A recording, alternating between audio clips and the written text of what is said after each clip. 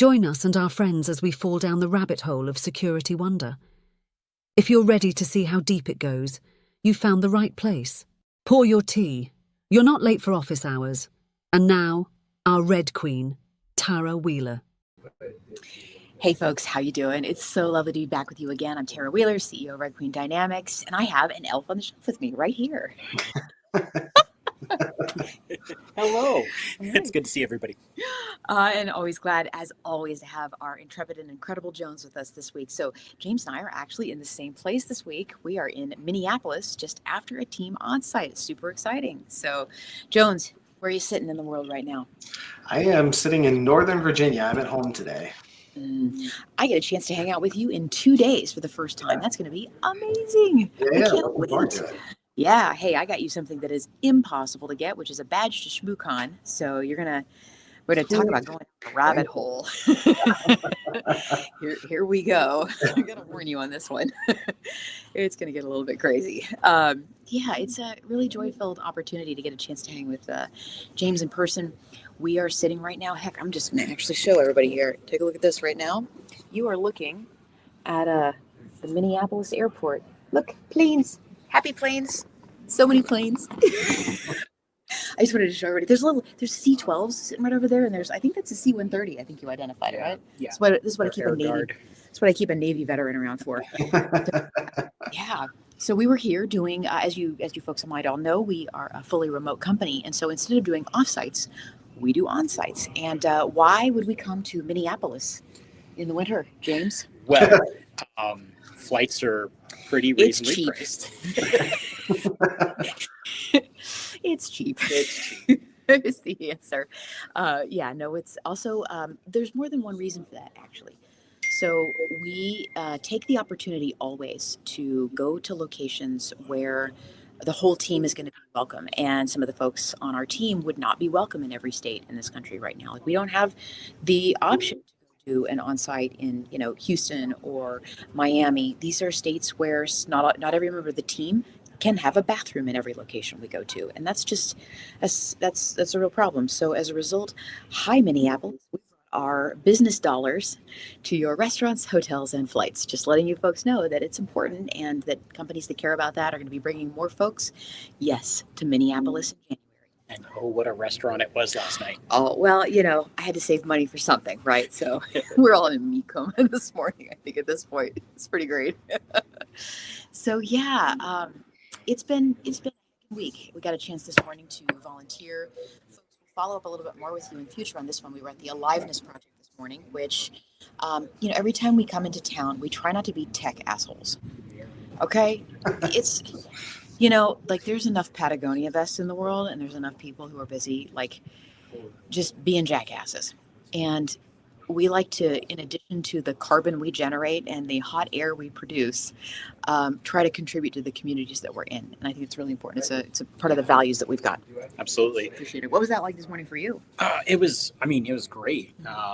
I've done a lot of help in different nonprofits, and sometimes they almost feel like they're afraid to task you with anything more difficult than saying hi to people or something. And we worked in the kitchen. They're like, "Can you handle a knife? All right, I want you to slice chicken like this, or do this." So it was nice to be gainfully employed in that, and their mission was great as well. Yeah, 2 days of on site doesn't really feel like gainful employment, does it? It feels like using. Yeah, but I'll tell you what, you pack a couple 300 lunches, for people that are not as fortunate, experiencing the effects of not having a house, being people who are excluded from your communities, experiencing HIV. Yeah, all of a sudden that feels like some gainful community service. Absolutely. I appreciate it. All right, so that's awesome.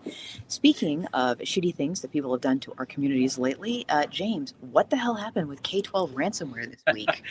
So this one comes from Bleeping Computer and was a software as a service that's related to a lot of schools called Power School. They were hit. Had a major hack exposing data. And of course, as you read into it, it all came from compromised credentials, no mention of MFA anywhere in this. I believe they even said that in some cases they might have been storing social security numbers, so it's not just name and grades and things like that. Medical information is part of it. They're there's sure at this point that there's medical information for kids. Yeah, so there's a lot of information there, and I think it just absolutely sucks. You have you have kids who quite possibly may never know until they go and apply for a student loan or something that their credit has been absolutely screwed because their information was used years ago or something like that. And again, just those simple things of MFA might have stopped this. Or Jones, you've seen this before too, I know. And, we think about, school districts as big, but it's not gonna be more than a couple hundred people that are part of this organization, right? This is a small organization, like the ones we serve. I mean, how many times have you seen this story happen again and again? Oh my goodness. Throughout my career, I've seen this play out time and time and time and time again. Low hanging fruit always is the easiest to pluck. And, open credentials, lack of MFA, unpatched vulnerabilities. I mean, take your pick. They've all been the subject of these types of breaches almost yearly. Yeah. How much good do you think? So the K-12 organization is offering credit monitoring to those affected. How much good does that do when we're talking about people under the age of 18? Well, my understanding from the story is that for those under 18, they're actually providing identity monitoring, which is slightly different than the credit monitoring. Obviously, 8-year-olds shouldn't have credit cards. I'm sure a few do, but they shouldn't. So I think overall, though, there's the long-term damage on this one is quite a ways out to be seen, because being able to piece together names and addresses and some of the other things that are potentially exposed here are things that you are unlikely to change for a very long time. So I think the long-term consequences here are yet to be seen. Well, as long as we depend upon biometrics, which are the thing you can't change about yourself, yeah. And something from the story that really, I guess, kind of irked me in a way was they of course reached out to organizations like CrowdStrike, and then there was another one that was kind of in there, and maybe they're threw that money into it, or maybe they themselves, we don't know. But the big thing is someone had the money to engage CrowdStrike for incident response. How many copies of Duo licenses would that have got you if you just decided to do some MFA?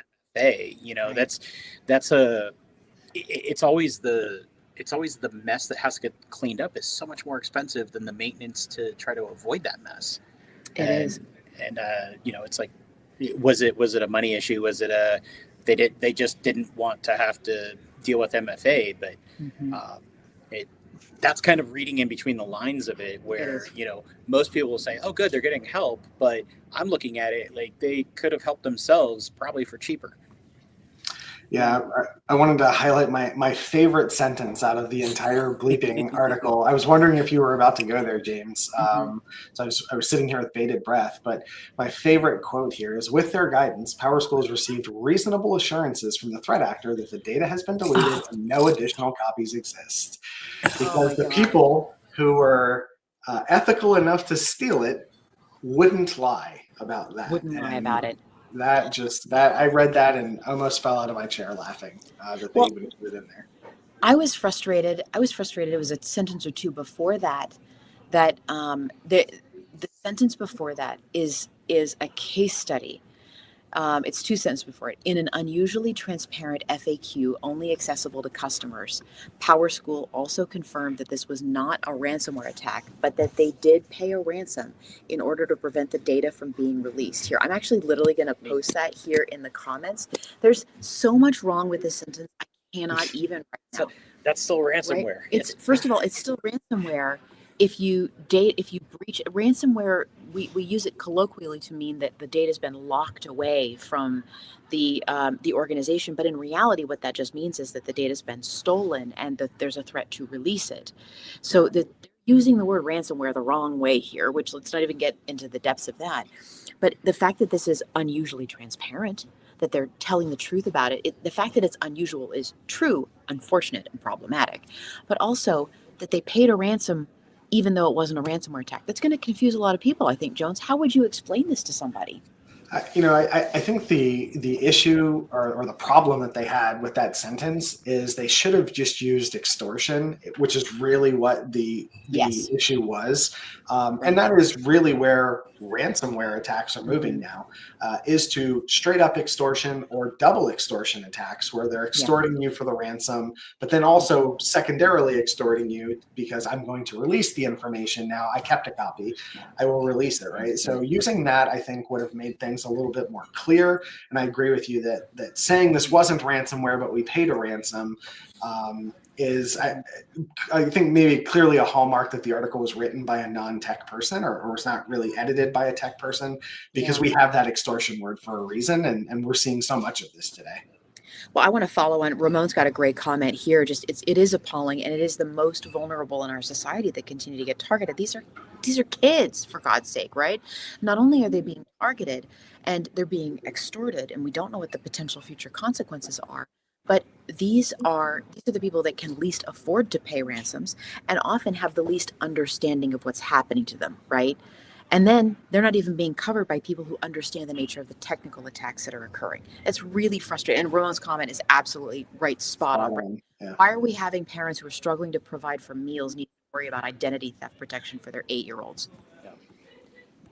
It's and I really think that this FAQ that PowerSchool put together, I mean, I why they say it's not ransomware attack, but we paid a ransom. I mean, is that their way of, not engaging a certain part of their insurance or something like that? Like and that's just crisis management 101 there. You need to hand that to somebody and say, does this make sense before we post it? And it's, people like us are going to just laugh at that. And anyone else probably will. It's like, well, it's not ransomware attack, but you paid ransom. So just out of the a customer portal apparently was the one that was breached, right? Yeah. They were like, access was gained to a workstation that was customer facing. That is either credential stuffing or it's phishing. It's one of the two, right? Like, this is not complicated. This is not marlin fishing off the Gulf of, Mexico. This is, lake trout and sea bass. This is not complicated, right? Yeah. That guy right there. I just ask you, Jones, as we watch what's happening with these kinds of attacks, especially over time, and like Ken's got a really great point on this one too. Brand mitigation is not only the point here that's scary to us, because that absolutely is the point, but a reduction in liability, I think, because trying to point out that this was about engaging their cyber insurance provider, right? Who paid that ransom? Did it come out of the school budget, or was it part of the cyber insurance policy? Because there's a lot of policies now that specifically exclude the payment of ransoms as covered, right? Yeah. It's not allowed to be. Jones, have you seen that? Have you seen that more and more happening? What's been your experience in this realm? Yeah, I've absolutely seen a huge shift away from ransom being covered in policies, and there's a lot to that. There's a larger thing than most people even realize.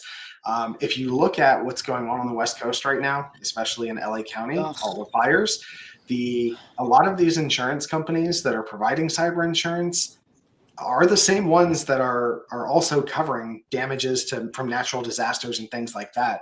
So it's really kind of a double-edged sword here, where some of these natural disasters are naturally pushing these companies to try and mitigate the risk to themselves. At the same time, you have, they're pulling back on coverage from other things. We're starting to see insurance renewal forms, cyber insurance renewal forms. I can remember when it was a single page front and back to get your cyber insurance. And now they're 30 and 45 pages, and, technologies are excluded. If you have SolarWinds, like literally, they call it out on the form now. If you have SolarWinds. And I guarantee you, after something like this, PowerSchool may end up on the list. If you're running this software, any incident related to this is not covered, right? Kaseya. I mean, think of all these other third-party, vendor breaches that affected huge swaths of the population, that's a huge risk. And I think you're going to start to see that list grow even more. I kind of liken it to the pre-existing condition in our medical insurance, right? Yeah. Remember how that worked, where, if you've ever coughed before, this thing is never covered. That's exactly what cyber insurance is starting to move towards. And, it's a complicated world, and they're all interconnected to these other things. So I definitely think we're going to see more of this, and it's going to get harder and harder and harder to not only get it, cyber insurance, but to keep it as well. Yeah, I think if I was going to ask you all to kind of wrap up your thoughts on this one before we talk about the other horrifying research that came out this week, what would you advise these organizations? 200 people running a rural school district, they're trying to do their best. God knows they're trying to make sure kids get fed and that they successfully make it to the age of 18, not have to worry about something that's happening on the internet. What's your best advice for these folks? I mean, I think for me, the school districts, they're so focused now on having, software from their vendors. They need to actually look at a third-party risk assessment. Ask Power School, do your employees use MFA? Do you have separation between your standard computers and then your production systems? Couple do you have questions. Windows 7 still? I love that, Brad. Yeah, couple questions like that could maybe at least give that school maybe an out. So like with this happening, depending on contracts, some schools may be stuck because the contract says, well, you signed for this for a year. But if there was a third party risk assessment done, they could say, no, you told us you had MFA and we're out. We'll go to another school tool or something. Yeah. How about you, Jones? Any thoughts? I do. I'm actually at the tail end of my latest Substack article, which fits in here beautifully. I didn't know that at the time I started writing it, but I am currently writing an article about how I believe that all modern companies need to make cybersecurity a core value for their company. And it's reasons like this. The comment that was made earlier in the stream about the most helpless or the most at risk, hospitals, schools, these keep getting hit. And the reality is because there's a huge impetus to pay to make it go away because it's painful to shut those things down. But my advice would be really make cybersecurity a core value. As much as diversity and equity and all these other things that you value, especially when the thing that is most commonly stolen is other people's information, other people's data, stuff like that. I think it's just an ethical responsibility for all these modern businesses.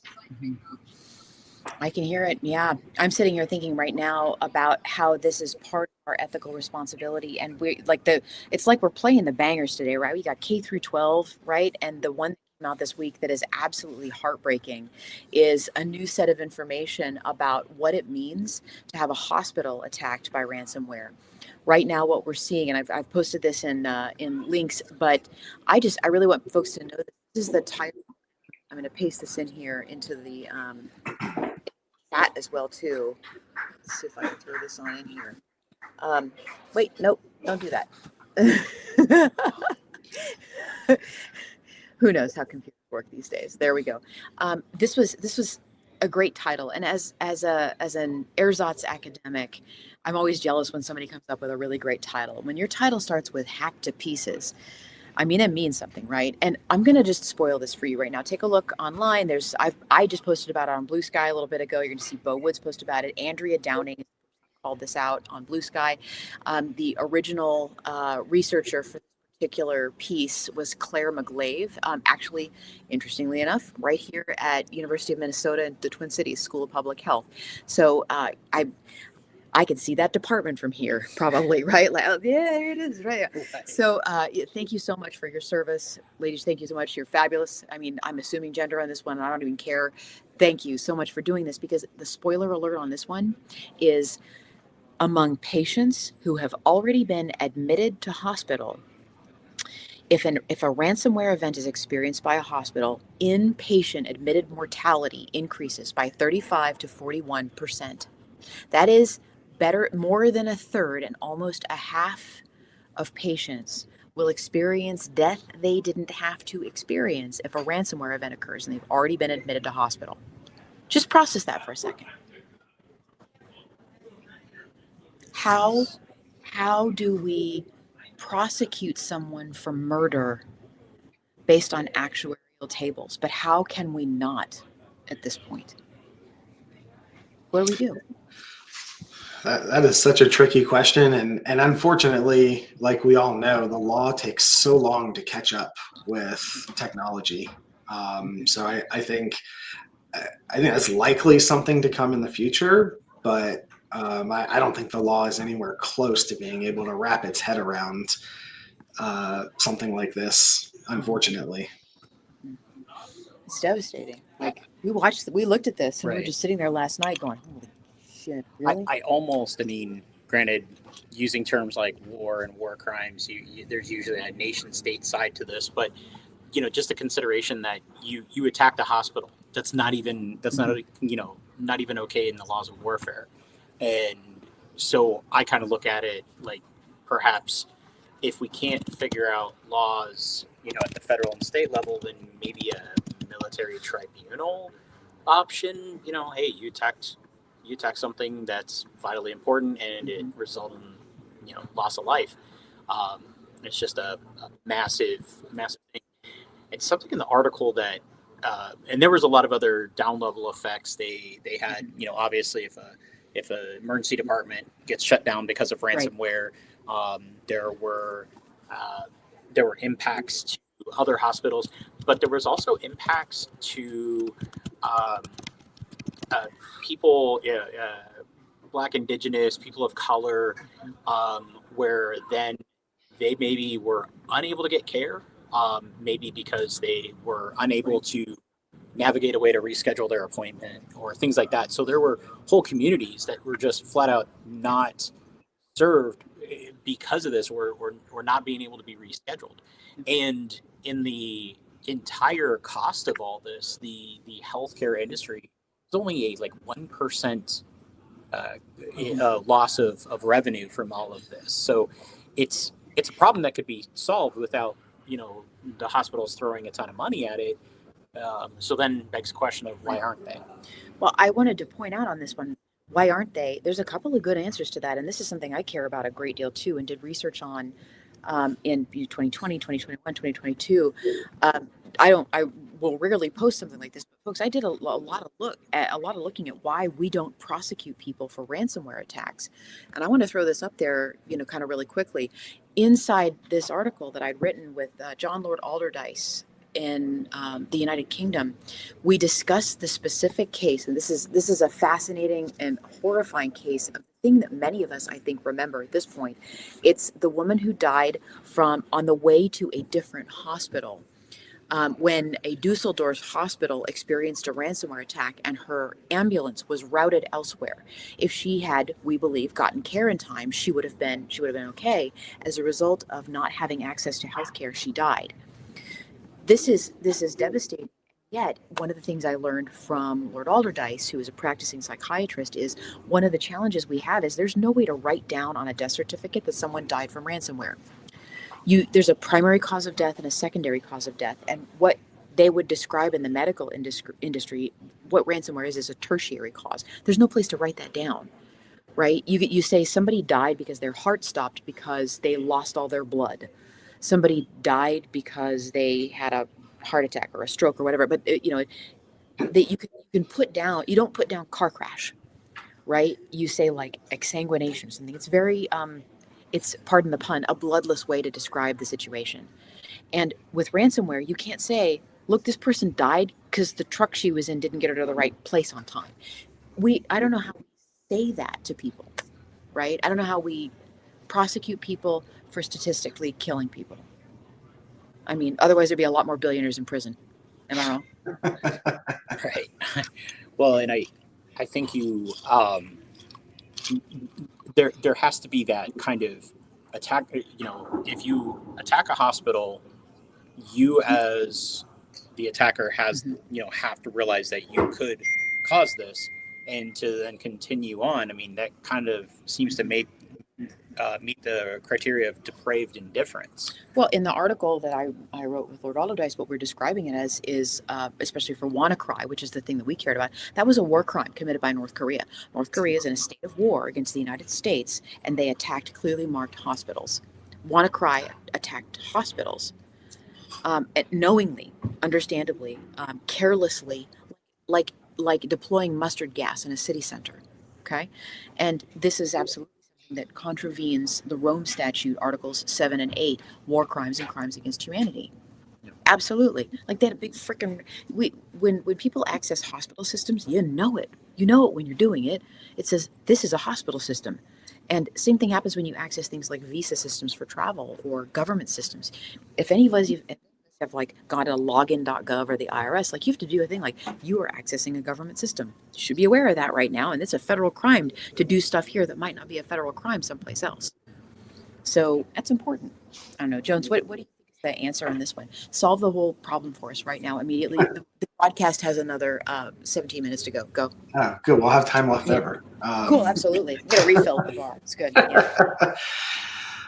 Look, I think I don't disagree with you that I think there should be a stronger and maybe even military consequence for doing something like this. And if you look at, if you look at hospitals and you put it in the context of the power grid and all of these other really critical infrastructure components, I would have to say hospitals are right up there with the power grid and all of these other systems. We as America have issued strong warnings because we know that the power grid has had some foreign nationals playing around in it, and they have demonstrated they've demonstrated their capability. But I think hospitals and healthcare and stuff like that certainly need to fall under that same flag of these are things that just should be universally off limits. And back if you go back to like the Civil War and stuff like that, there was a code of ethics there that you didn't shoot the doctors, you didn't shoot the people carrying litters, you didn't, all of these things. And that doesn't seem to be the same anymore. So unfortunately, because it hurts so much, and like I said before, it makes the impetus to pay to make it go away so much stronger. And when you have a financial motive, you're going to find people that have very flexible ethics. And so it is severely unfortunate, but this is why I think, back to my earlier statement, that cybersecurity needs to be a core value for something that is so critical. If for a hospital not to be paving the way for top tier cybersecurity is, it's really a missed opportunity. We should be taking, Johns Hopkins should be speaking at DEF CON and B-sides and whatever, because they're attracting that talent. I don't know how we do that. I don't know how we motivate that, but that's who should be on stage at SHMU and all these other places, man, is the people that are running the most, secure places. Banks. I've got an idea. Yeah, I've got an idea for you. My very dear friend, Dr. Meg Layton, I was literally texting her right before this. Meg, if you can hear me right now, principal security architect for Children's Hospital in DC. You want to see some beautiful expertise? We work together at Symantec. We'll get her. I'm voluntolding you now, just so you know, Meg, in case you're out there. We're gonna have that conversation and talk about what it takes to secure a children's hospital. Man, we really are playing the bangers today for cybersecurity, aren't we? Absolutely. This trip was. This is really great. Yeah, and I love Ramon's comment here. Right, we can't be blaming victims. Right? We can't blame victims that this is happening. It is never your fault as a hospital when you are targeted by criminals who are good at the thing that they're good at, which is stealing stuff, right? Like it's never your fault, but there is an element of responsibility and due care on your part when you've been told about some of this. And some of those things I saw a comment earlier, like how about with all those Windows 7 machines? The healthcare industry is, as far as I'm concerned, and anecdotally, the worst offender for remaining Windows 7 machines. I and Jake Williams did some work on this a year and a half ago. There's probably still 15% of the machines that were vulnerable to WannaCry in 2017 that still are. They haven't been unplugged yet, and they haven't been cycled yet. They haven't been updated yet. And they're in hospitals. They really are. Those are the machines that are getting run by Windows 7 boxes. So I love Ramon's comment here. It's important to make sure that there's a battle against that ignorance and complacency and never victim blaming. Also, I think the responsibility does need to sit in more than one location. Sure. Yeah. I think some of that it's almost needed that you have to explain to the stakeholders, this hospital has power and this hospital has redundant power and they have all the other critical things for patient care. Why is cybersecurity not on that list? You're not going to run a hospital knowing that you have no access to blood. Mm-hmm. You're going to have to send patients on. So why would you run a hospital without a level of security? Without having tested your people, your processes, your tools. Mm-hmm.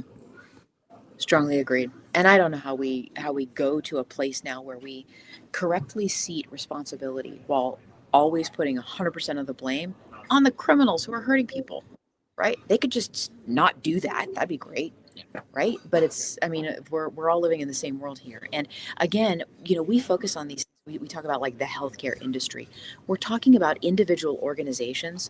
Often there's not more than 10 to 50 people who are on the IT team, much less a cybersecurity team, which can often be 1 to 5 people inside an organization of hospitals that might be 10 hospitals strong in a regional powerhouse for healthcare.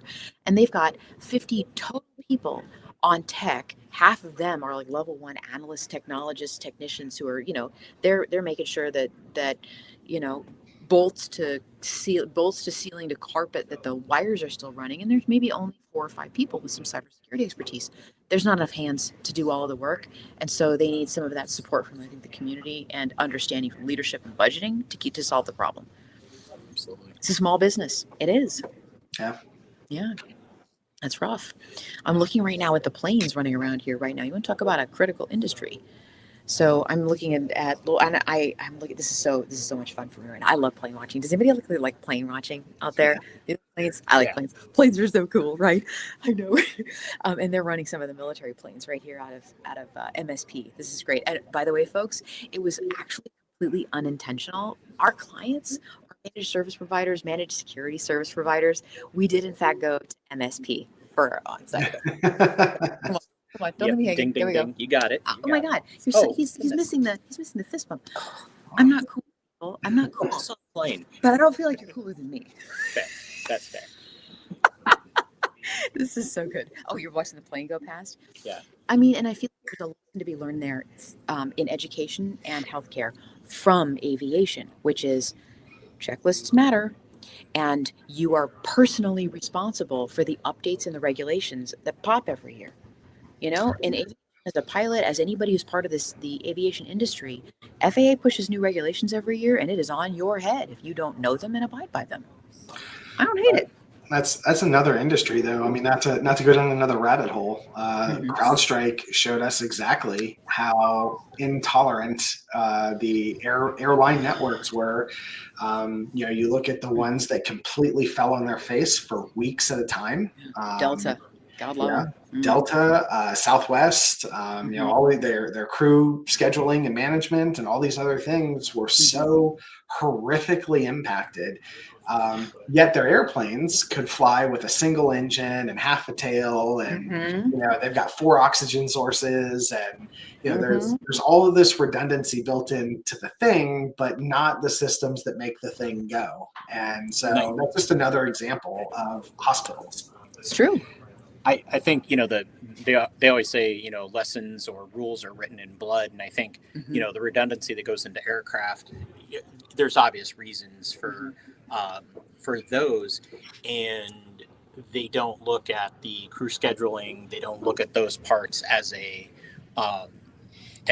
critical redundancy. They just look at it then as, well, I guess we're not flying, and and so they could choose to make those parts of their infrastructure also redundant and capable, or they could continue to throw their hands up when the next third party issue causes downtime. I mean, just before we came out here, American Airlines had some little glitch Wasn't that caused a ground stop. That was Christmas Eve, I think, wasn't it?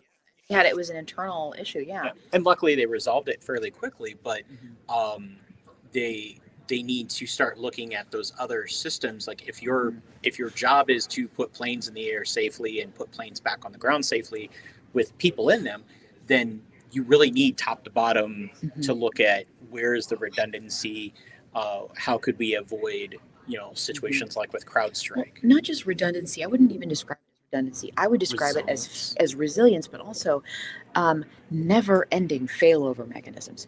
When one thing doesn't work and you're flying an airplane, you do the next thing while you're fixing the first thing. And if that doesn't work, you do the next thing and the next thing, the next thing. And everything is set up as not just a resiliency mechanism, because somewhere between the primary backup and the quaternary backup, something's probably going to work. It's the reason why people just basically don't die in airplane crashes anymore. And when I say that, I know that there is an airplane crash that happens every couple of years. But what we don't recognize and realize is what it used to be like and the level of airplane death. And it has gone down to, in essence, near indistinguishable from not being on an airplane, right? There's the numbers tell us that aviation has become ridiculously safe. Can you think of another industry involving technology where there are quaternary backups? Quintenary backups? I'm having to invent words to describe the failover mechanisms in aviation. And now CrowdStrike for Delta was a single point of failure. There was zero failover, zero resilience. And I keep getting asked by the 30-person legal firms and 60-person trucking companies and 10-person MSPs that have 150 small businesses they serve, how do we prevent another CrowdStrike? That's a terrible question. The answer is not how do you prevent another CrowdStrike. The answer is how do you remove, with extreme prejudice, single points of failure in your environment, right? Yeah, absolutely. It's if you have a plan of how you may do it, you're in a much better situation than allowing that. What do you call it? Yeah. Yeah. Oh, I love that one. Your little former report. You're now leaving the safety of aviation. Please drive carefully. Absolutely. Absolutely. Like, get off a plane, go to a hospital. Oh boy. Safer flying in the baggage compartment. I mean, between the norovirus on your tabletop and the MRSA in the hospital. But there's a reason we have all these mechanisms for checking for problems again and again and again. And we've got to start treating cybersecurity like one of those things. Jones, you're right. You're flat out right. It needs to become a core value and part of the resiliency of organizations and not tacked on.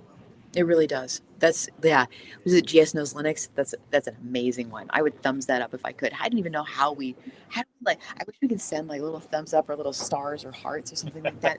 Dear StreamYard, which is our podcasting program, please make it so I can be like, and there's like little tiny hearts and stuff like that and stars that pop up when I love a comment. Send them coffee or something.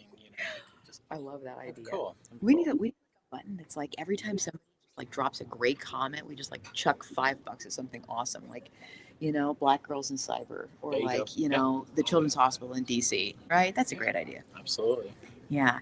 So Jones, what have you been seeing from the world of MSPs this week other than the crazy tales? I've actually been consulting with a couple of different MSPs who are all trying to get out in the world and do wonderful things for people. So it has been a very busy week, but lots of positivity and I think lots of folks moving in the right direction. So it has made me very happy. That's good. That is always, there's so many MSPs that aren't doing that it's always heartwarming and good to see that others are. Yeah, it's been a hard week for a lot of people. I think I don't know how many people are kind of still exhausted. I don't feel like I feel like I had 2.5 weeks where a bunch of stuff happened that we call the holidays, and because Christmas and New Year's happened in the middle of the week, it was like we didn't get a proper 1 week vacation. Instead, we just sort of got like half on call for family, friends, and work, and everything like that all the way through. And we do our best to take it all the way off between Christmas and New Year's, which is pretty good. But it still makes it hard because how do you work before that and after it when there's a day and a half of a weekend and then that in the middle? And as a result, I don't think until really this last weekend, I actually got a break. And I don't know how many people are feeling that right now, but it feels like there wasn't much of a holiday to holiday about. Yeah, Really. I was going to ask that too. This felt like the least holiday season I think I've probably ever experienced in my life. And I don't know if that was just, me and all the stuff going on in my world and my orbit, but it sounds like you guys may have experienced some of the similar as well. It's just kind of an odd year this year. Yeah. And I know for us being 24/7, it's difficult to give our teams the level of break that we would want. So sometimes getting creative with the schedules was about the best we could do. Mm-hmm. I think so. We used to ask questions whenever we have guests aboard the broadcast. We ask them the question: if you weren't doing this, what else would you be doing? Right? And I've given answers like, be a professor, fly a plane, ride a motorcycle around all the time. I don't know.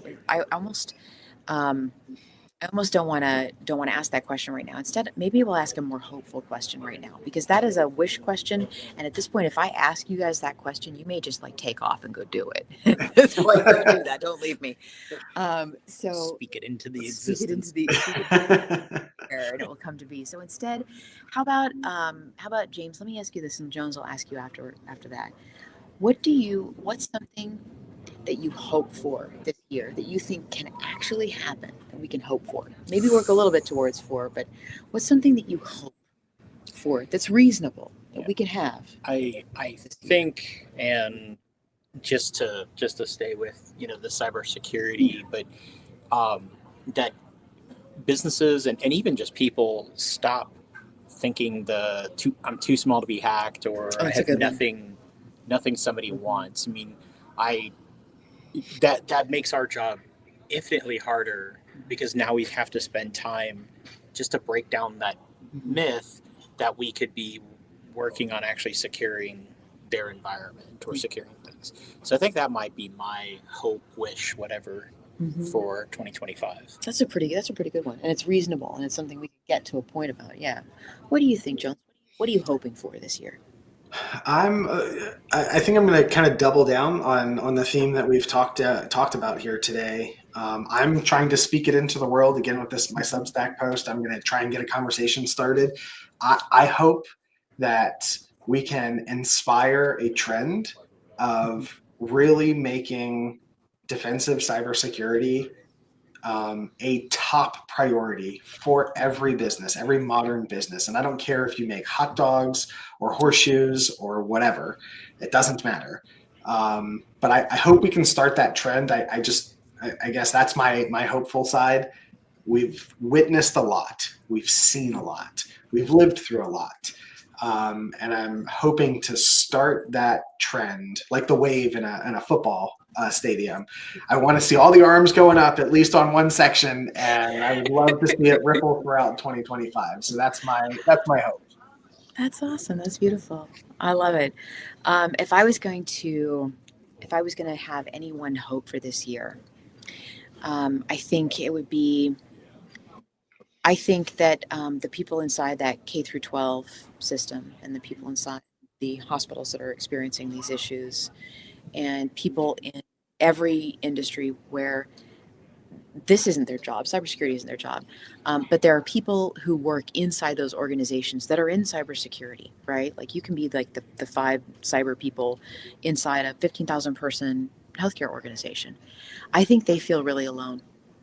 I think they feel profoundly alone in those organizations, sometimes trying so hard to communicate how important what we're doing is. And I think that they're trying, and then the headlines are beginning to catch up with them this year. So here's my hope. My hope is that not only do the people inside organizations where they feel like kind of that lone cyber voice crying out in the wilderness, not only feel the love and support of this industry, but that the headlines don't catch up with them faster than their ability to feel supported and get support from their organizations starts to operate. That's what I think I'm going to hope for this year.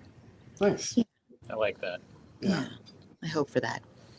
Yeah, I don't have anything better that I can top that with. So unless anybody else has got any questions out there, anybody wants to ask us anything, we're going to be back here again this next week. I think we may or may not have a special guest with us this coming week.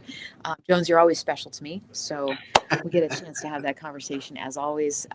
But yeah, we'll get a chance to have more of that conversation on an ongoing basis. Bring your cybersecurity questions. We're here for you folks. As always, for small organizations, MSPs, the people that feel alone in all of this. You're not. We're right here and ready to help. And literally, we call this cybersecurity office hours. So you can ask us questions like, literally, how do I even get my leadership to mandate instead of enable MFA? There's a hope for you this year, because that's a yeah. wish and a prayer and somebody's inventing song lyrics about it right now. Jones, any last thoughts? I hope you guys enjoy your remaining time in MSP, and I hope you guys have safe travels back to your respective hometowns and areas. So that is my final thought, and I look forward to connecting with you when you're back home. You got it. Well, I want to say that this was an amazing week, being with the Red Queen team in person. There were a lot of unintentional lessons of leadership and management that I just, it's going to take me a little while to absorb it all, but this was great on so many levels, and so I do thank you, Tara, for being awesome in so many ways. But yeah, looking forward to our next caper and helping out small businesses. Folks, it's been a joy and a pleasure as always. And Brad, see you out there. Thanks so much for what you do out there. Thanks, everybody. Have a great week. We'll talk to you soon. Bye just for now.